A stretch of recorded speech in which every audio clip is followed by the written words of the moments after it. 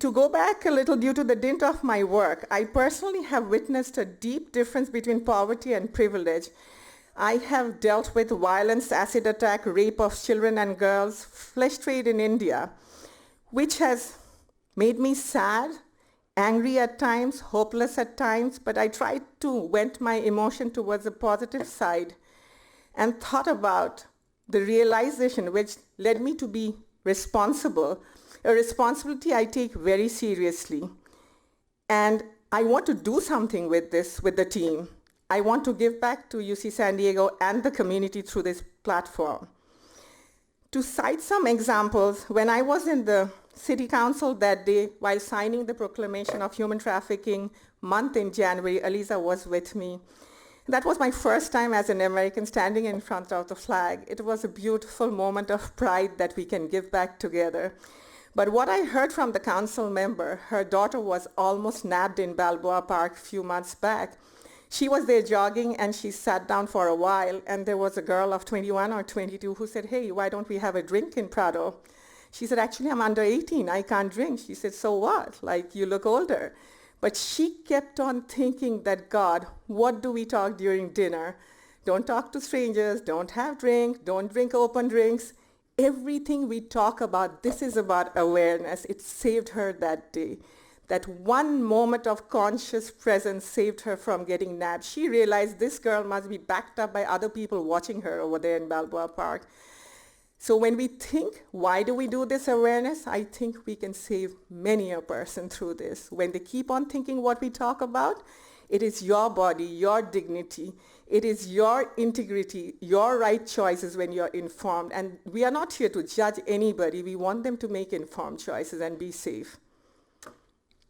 I would try to discuss a small thing and take a little time. I was talking with Ramesh and he was saying, how do we get the youth engaged and how do we get all the technology partners engaged? Because youth love to play games and use mobile apps. And he came up with the interesting thing. From the time I heard, I've been thinking about it every day, so I thought I'll throw it to the audience. He said, you know what, they love games. Why don't we think of a game where this virtual reality where the youth would play and literally zap off perpetrators, because we would sort of replicate real scenes coming up and they would know because of the experience shared, and the more they know, they would keep it in mind and this would become a maybe viral thing. And I thought, wow, today I leave it to the room of technologists and investors. We should come together with UC San Diego to maybe invent a mobile game so that the youth can get engaged more and know from that app. Well, thank you, Ramesh. This month actually is the Human Trafficking Month, and for the first time UC San Diego joined in, and I'm extremely humbled to be able to be there in the council with Council Member Barbara Bree and all of you, Aliza. Thank you very much. When we look into all the circumstances, we cannot blame poverty and underserved only. The harsh reality of this problem, it leaves no community or society left. Every responsible organization is coming up wanting to stand up for this. And I always state a grave concern where 25 years back, people did not believe in climate change. And it hit us right on our face. And now it has become a grave, deep danger for our planet. What if today we don't give time and effort to ensure that we instill values into our families, communities, our friends? If we don't nurture within us, our families, good values, moral characters, we may find thrust upon us a world which will be starved of people of character and value in the years to come. All of us here are a part of this change and solution. We need a world of humility, trust, courage, love, respect, tolerance, inclusion, liberty in pursuit of happiness. The true fact remains, your eyes do not see what your mind does not know. So the more we educate, create awareness, raise our voices in solidarity, the solutions will surface. We will together come up with solutions. Know that silence allows the perpetrators to grow unseen. The more we talk, we are aware, we weaken the perpetrator's strength. Yes, and know that it's okay to talk. Since Aliza is here, someone had said, what if we ask the audience to raise their hand in solidarity if any one of you have been directly or indirectly been affected by sexual abuse? sexual harassment, modern slavery, bullying, raise your hand in solidarity for a minute. Know that we stand together to bring solutions for a better world. With this, I invite our Honorable Chancellor, Pradeep Khosla, to officially start the program. Thank you.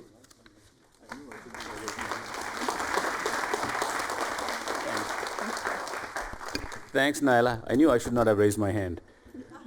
That's what I get being invited here. Okay. Thank you, everybody, for being here. Thank you, Naila. I just want to say a couple of words. And some of you might be wondering, why is it that UC San Diego is so interested in being a partner in this and supporting this? Part of the reason is because we have Naila, and she's a champion of this cause, so we appreciate it. But even if we did not have Naila and Carrie, who's the CEO of the organization, were to come to us, I would have readily said yes. And the reason is very simple, because this problem afflicts us on this campus. And my job as chancellor is not only to create a great campus, a great educational environment, but also to create build a safe campus.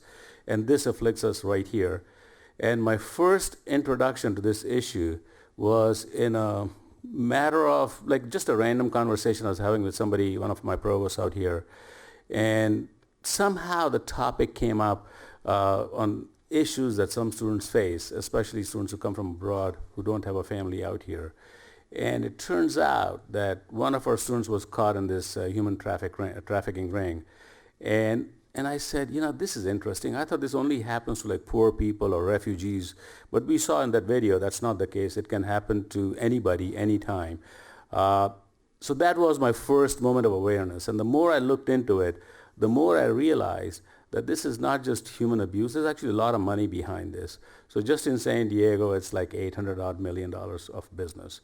Worldwide, it's $150 billion enterprise. So it's not just drug addiction. This is like a different type of business out here with a lot of money behind this. And whenever there's a lot of money behind anything, there will be evil elements in society that will try to exploit human beings. So that's part of the reason why we are involved, because it afflicts us on this campus, and I want to make sure it doesn't come to this campus ever at all.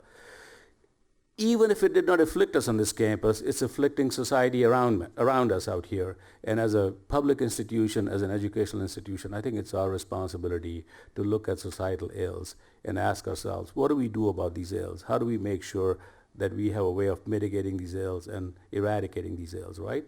So we would be interested. So you can see we would be interested in this problem in multiple ways for multiple reasons. So I am really glad that we are part of this. Carrie Hessler-Radlett, I really appreciate your partnership, and thank you for asking us to be part of this. Naila, your leadership is important. And our esteemed district attorney, Stephan, thank you for making San Diego safe. I know it's a big business. I want to be here when this business is worth $0 in San Diego. So, welcome everybody, and thank you.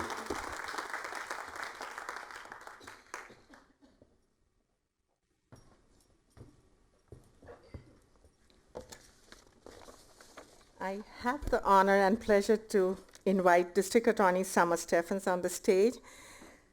You all have her bio. It's full of amazing achievement for San Diego. But for me, she's a woman leader who has inspired me from 2015. She joined our Global Empowerment Summit. And I did not know I would settle in San Diego and be with UC San Diego at the time, though UC San Diego sponsored the program. But from then on, I followed her. She's a big inspiration for me and for all of us. Thank you so much for being here. Thank you.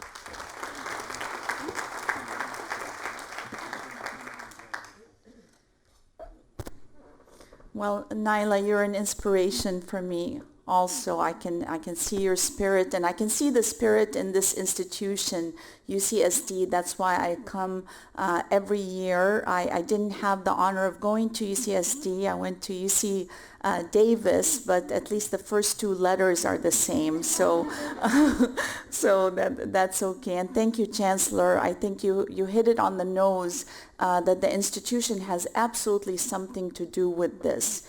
So I've been fighting this issue for a very long time. I've been a deputy district attorney and grew up in the DA's office, have spent more years being a prosecutor fighting injustice than I've been alive not doing that job. So 28 years, and I've entered my 55th year now, and we have a long way to go. I'm the only district attorney that has grown up through the ranks, from baby steps all the way up to being district attorney. And what that means is that I've seen so much pain. I've looked in one too many victims' eyes. And when people ask what this work means, it really is about that look. It's very, very hard for me to describe what that is, but if you've seen it, you understand it. It's the idea that somebody thinks that they can take that light of dignity and that soul of humanity out of a human being and make them inhuman, make them a product. That's the look that drives, I think, many of us in this room, whether we've seen it or have experienced it through the compelling video that was shown of the young girl.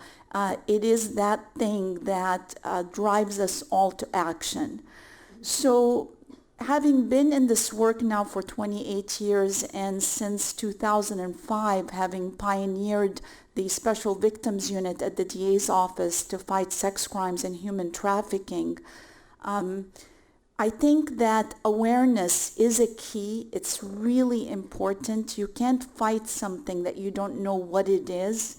But this year, the year of 2018, is the time for beyond awareness. It's the time to speak up. It's the time for no more, and it's the time for action. There is so much power in this room, and once you leave this room, commit to something, I would say. Commit to something and finish that job, that commitment. It's hard to do, but you have more power in this room, in each one of you, than you realize. The fact that you could come to this campus and be part of this campus is incredible. I want to give you some good news, and then I'll give you some bad news. So the good news is this has been an excellent year for the fight against human trafficking. So much has been accomplished. So what do I mean by that? There's an intersection, I think, an intersection when it comes to injustice in whatever form it takes. And the fact that some speak out about injustice allows others to speak out about injustice. There's an intersection. There aren't really borders or lines. And I'm going to explain that through a simple law that we passed this year that was signed by the governor to explain this intersection. So we proposed a law, and you would think that this law was a no-brainer, as I call it. But I've learned in this business there's nothing like a no-brainer so long as there are people who don't have a brain. So, so things that seem very clear to me in my own head, my simple mind, it just aren't that clear to others. So this law I thought was going to be no problem. What the law simply said is that we want to give equal protection to victims of sex trafficking as we do under the law for victims of domestic violence and sexual abuse. So that years ago we passed laws when it came to domestic violence and sexual abuse so that acknowledging the trauma and the pain and the length of time that it takes for those trauma bonds and for the entrapment and for people to regain their lives, that allows in courts to use the testimony, to use the support of prior victims in order to add strength and support the current victim. And that's only after a judge reviews all the evidence and decides that it's fair. So that In domestic violence, for example, we find that the same perpetrator had abused his ex-wife and had abused several girlfriends. That's his pattern, is to beat people and choke people and hurt people. And so with the current victim who is in trauma, she needs the support of other victims to show this pattern. The same with sexual abuse. In the tough sexual abuse cases, we see patterns of sex predators striking again and again, finding their vulnerable victims time and time again, and to be able to show those patterns after review by a judge. So I thought that it would be very simple to do the same thing and put sex trafficking victims on the same footing and with equal protection of the law. Not so. It was a huge fight with Senator Atkins agreed to fight for this bill. We fought through the Assembly and the Senate, and we got through both houses, but it was not easy. We had to really explain, because the question again was, but these are different victims.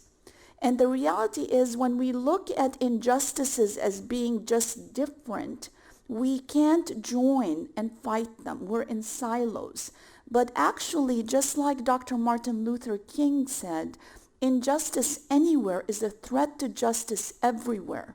So when we look at this is far away from me, this is happening in India, or this is happening in Mexico, it's not happening in my neighborhood, it's happening in Southeast. That keeps us trapped and not able to come together. That's the division that really exploiters want, so that we feel that it's far away and we don't come together to fight it with the energy of the combined force. So it's really important to break those things down.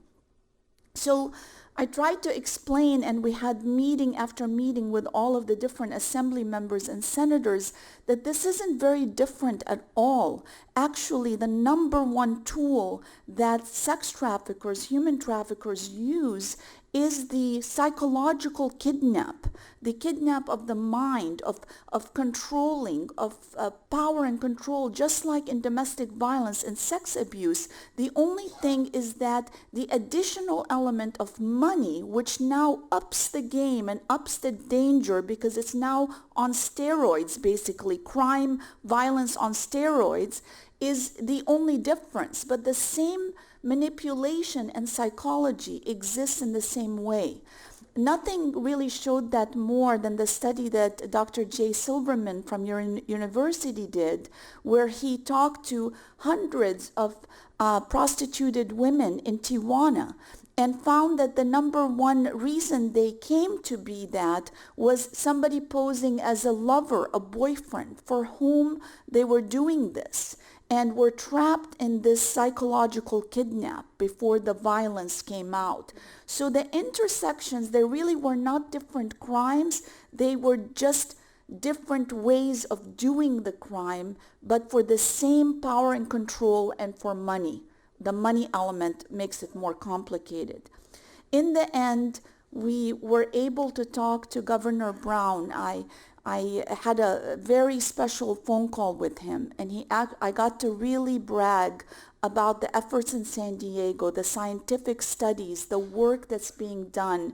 I sent him another study from San Diego that showed these intersections that was done by USD in Point Loma Nazarene, and discussed Dr. Silverman's study, and all of those things to explain and to counter the research papers, which I'm certain UCSD will never produce, that basically coldly separate crimes and put them in different silos where they don't fit and separate them. And that's what he was looking at.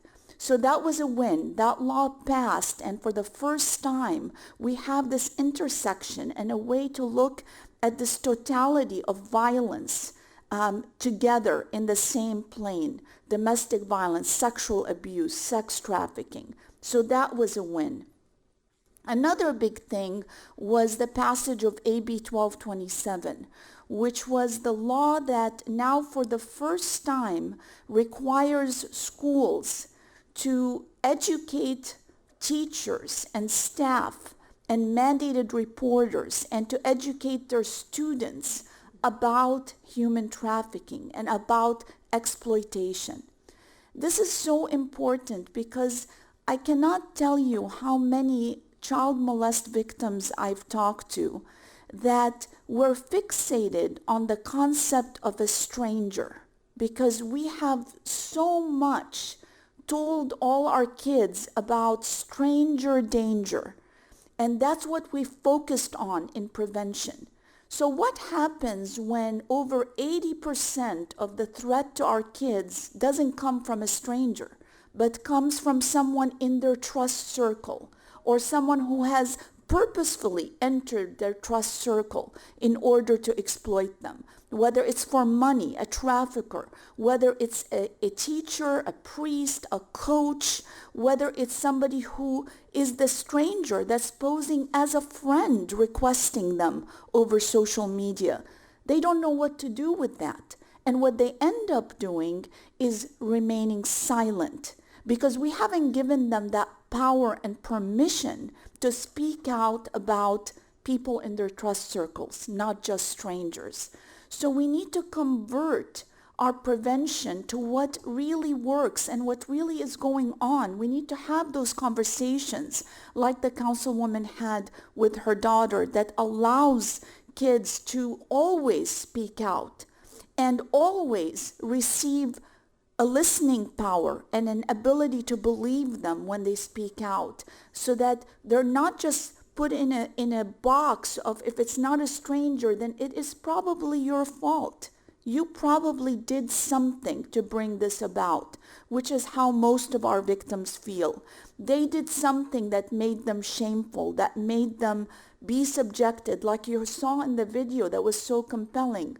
Maybe I deserve this. This is how a lot of our victims feel. But it's not because this thought is an original thought in their head. It's because from the time of early childhood, we've kind of planted those thoughts in their head about their own shame, their own mistakes, and the fact that if they made a decision, if it wasn't just some kidnap off the street and coming out of the bushes, then probably they're to blame and they're lesser and they should remain trapped that way. That silence is a killer. So that's another piece of great news. But of course, like everything in Sacramento at the Capitol, it did not come with a funding stream. So we are working on implementing this prevention while getting funding. And there are people in this room that are actively working on that. And there is real hope that San Diego will be the place to bring that systematic education, prevention that's life-saving to our kids. So that's another piece of great news. The collaboration in law enforcement has never been better. I just returned from a meeting with all my counterparts, district attorneys from across the state. And they really marvel at San Diego County, how we're able to be grown-ups and talk in the same room, the FBI, the Department of Justice, the state and federal and local resources, how we create these multiplier effects where we're able to fight this organized crime element and fight all of these things in a way that multiplies our individual powers and multiplies our resources. That's a huge thing, to the point that in 2016, the San Diego Human Trafficking Task Force won the International Police Chiefs Award for multi-agency work for the best human rights and civil rights work. That's unusual to have police agencies win a human rights award, but that's because of the recognition that we're going to get the bad guys and gals, but we're not going to do it by trampling over and re-traumatizing victims. That it has to be with giving victims dignity and balancing those things to do it the right way. So that was incredible good news. This good news is a way to the future. This ability to address prevention early, protection of our victims by building more services for them, this ability to have effective prosecution that's trauma-informed, the partnerships that we're forming, all of us, are fantastic. But the bad news is right now, there is a child somewhere in some hotel in San Diego that is being abused. That I can guarantee you from being out on undercover operations. And just that thought, that idea, it's very unsettling. It should drive all of us. It can't happen. Right now, if you saw the rape on the night shift, I just spent my lunch hour with Lilia Garcia, who is the fighter for the janitorial workers that was featured on the PBS Rape on the Night Shift. There is a woman who doesn't have her immigration papers all in order, and somebody is using the fact that she needs that job to continue abusing her. Those things are happening, but we are fighting them. We're working on a Bill of Rights for workers, where workers from foreign countries realize that we don't have debt bondage in the United States, that people can't use them for work and not pay them, saying that you're still in debt. Employers can't hold on to their work visa because 70% of employees of people in human trafficking actually come to this country with proper work visas, but their traffickers allow that to expire so that they can continue their enslavement. Talking about the college connection, we just successfully prosecuted the guy that called himself the American Escort. He was in his 70s and still trafficking college women. That was his obsession. He thought they brought a higher value. He used the fact that they needed money to pay for school to entrap them. And he would often drug them and videotape them for his own fetish while selling them on a closed website to customers. And at 70 years old, he was finally caught and convicted after a year's worth of investigation. So there is a connection with the universities. So, ladies and gentlemen, thank you for being here. Thank you for opening your hearts, your minds, your power to make sure that we have a free society, that the time is really now to speak out and to stamp out human trafficking, exploitation, and abuse in every form. And it should begin in a university. Thank you.